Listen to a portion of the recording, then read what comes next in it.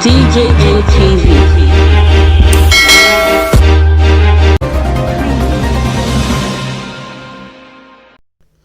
Sabilicious and specialous country people, una welcome to DJM Daily Tori Update for inside our ogbonge TV station, DJM TV.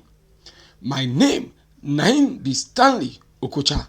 Na me wan still yarn una the ogbonge tori when just shele for inside we obodo Naija. Yes, so our tori for this time they come from inside Kwara State sake of the 2018 Offa robbery operation. Yes, so na electric shock tori na im shele today when the people when be suspect for inside the April 5, 2018 Offa bloody robbery operation open their mouth like canary come dey yarn one Kwara State High Court when they sit down for inside Ilorin how dem take kpai 11 people for inside the robbery operation. The omila suspect when their name be Ayode Akinibosun, Ibukule Ogunleye, Adeola Abraham, Aziz Salawu, Niyi Ogundare and Michael Adiku don dey for inside jete since Koti kpake dem sake of say dem dey wait for trial. The lawyer to the prosecution when im name be Rotimi Jacob as the case come get continuation today come call the 7th witness for the inside the matter when im name be John Nwoke when be the inspector for inside Naija Koti and im dey serve for the first talk unit for Abuja. Sake of say im na cinematographer, im come arrange one DVD video carry come court. Im come use am take open the court. So as the DVD video come dey play, e come carry the confession of the omila suspects.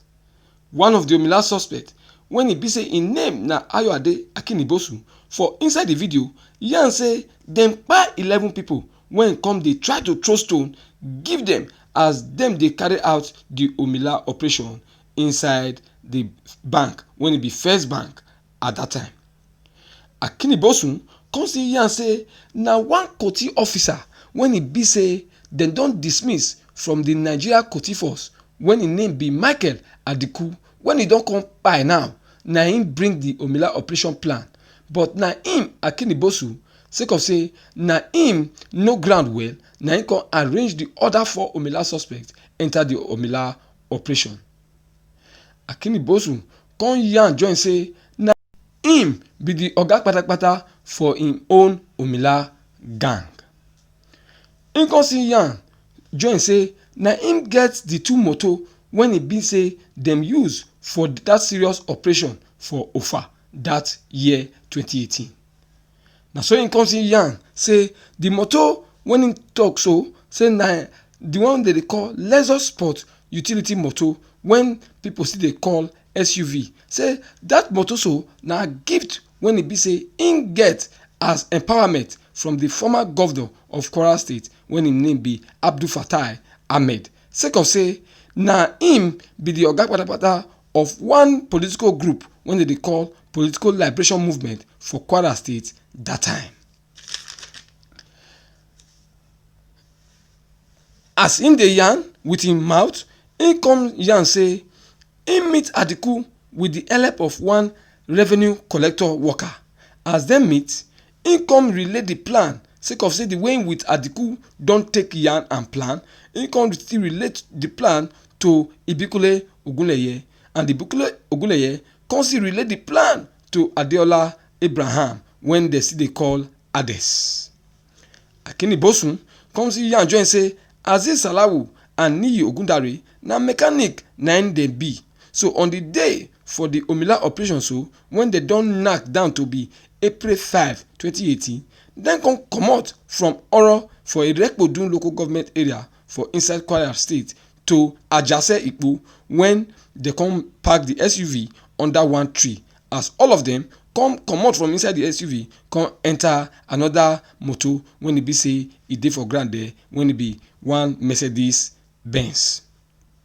He come here say na that one Mercedes Benz now all of them come enter take waka enter Offa. He and join say as they reach Offa, they come park for the front of one total filling station where Adiku don already dey wait for them inside one black Audi car. Akinibosu come see here and say no be only demo, say e get another motor when e be say e still dey their front that day, and that motor come be Nissan Primera motor, and that one as that one park for their front, the people when e dey inside come be another gang wey be say Adiku still call for the same omila operation. He yarn say as he meet Adiku for there, na so Adiku come give am one sack bag, and that sack bag come contain 5 AK-47 rifle when e be say na him come carry come share among the people when they pencil down say na them go hold the rifle. He come talk say as he distribute the rifle give them finish, he come still control them on how they go take position. Say as for him, na him come take the position for the roundabout when they go Igosun from Offa. He come here join say after the omila operation don end that day, Adiku no give them any kpogiri, but he promised to call them once time reach when e be say them go take share the kpogiri. For him own side, Ibikole Ogunleye yarn say im position that day na for inside the bank compound before Adiku come drag him go the Offa Koti station. He come yarn join say na 2 people na him kpai that day sake of say dem be dey try to wan Ben Johnson pass the gate come out. He come quickly see them, as he see them na him fire them, so they come kpai for there.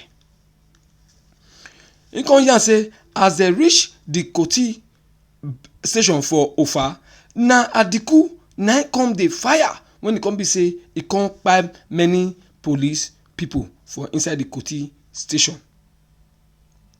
Adeola, Abraham, Aziz, Salawu and Ogudiran come here and say dem never use their hand touch anything when they call rifle before.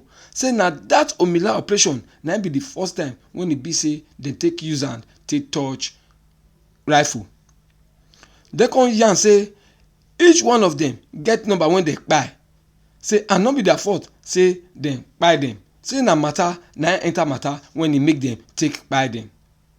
Adeola Abraham for inside say na 5 people na him kpai on that day. Aziz Salawu come say na only 2 people na him kpai, and Ogudiran come see and say na 2 people na him kpai. The 3 of them so come here and say the reason when be say they even kpai those people at all be say those people gather mind and liver and come begin pack stone when they want take the stone them. So they come look and say for them to come die by stoning, it good make them still fight back. Then they take on fire the people, and those people come by. So as the matter come the waka they go, the judge when it dey handle the matter come look am come say time don reach when he go take give him own small statement. The trial justice when him name be Justice Alima Salma come say for the now him go like say make dem carry the matter go for front for another day, sake of say as the matter dey go now, e be like say more evidence don dey come out, so him go like make e be say dem still push the matter go front, go that kind on the 15 and on the 16 when for inside March when e be say him go ready for the matter to continue. Remember say the Offa serious bank robbery na one robbery operation wey really shake Nigeria for 2018. That robbery shake Nigeria sote President of Nigeria Muhammadu Buhari come give forward march to the Inspector General of that time, say make him make sure say those people when he do that operation he see them carry come out, and really the Inspector General of that time come really put leg for ground and they come make sure say yes they really get those people, and na those people so na they face trial now for the Kwara State High Court for inside Ilorin. Country people, na there our tori for still knack ground for this time. We wan thank una for all the time when be say una don take dey watch us. I wan say beg una make una continue dey like and comment for any of our news videos when we knack give una, so that anywhere when be say we need to improve, we go see the arranger the way una go take like am. Until next time when I go still come una way to come knack una tori when go don dey share that time. My name na Stanley Okocha for DJM TV. DJM TV. DJM TV.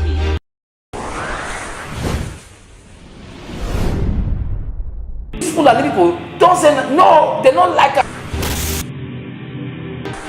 Welcome to DJM TV. DJM TV. DJM TV.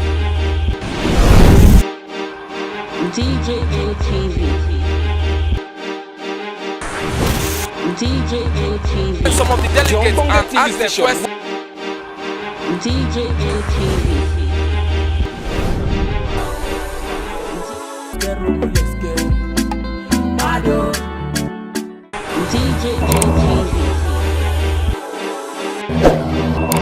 DJM TV. DJM TV.